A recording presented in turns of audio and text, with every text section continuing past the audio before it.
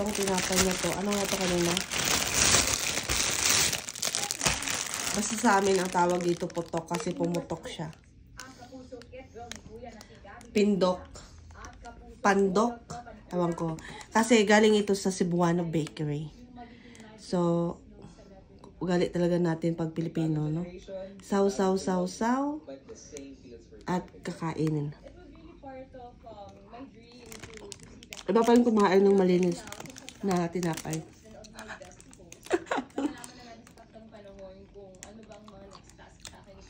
So, yun lang yan.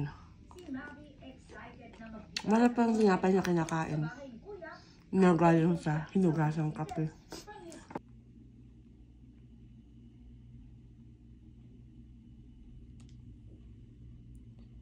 Yan.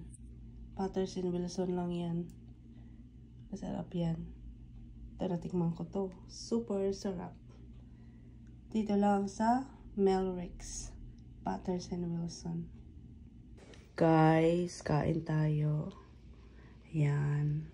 Bizcocho. Sausaw. Sa kape. Ay, sausaw na sa kape. Actually, nasawsaw na talaga siya. Lumubog sa kape ang bizcocho. O, diba? Masarap yan, guys.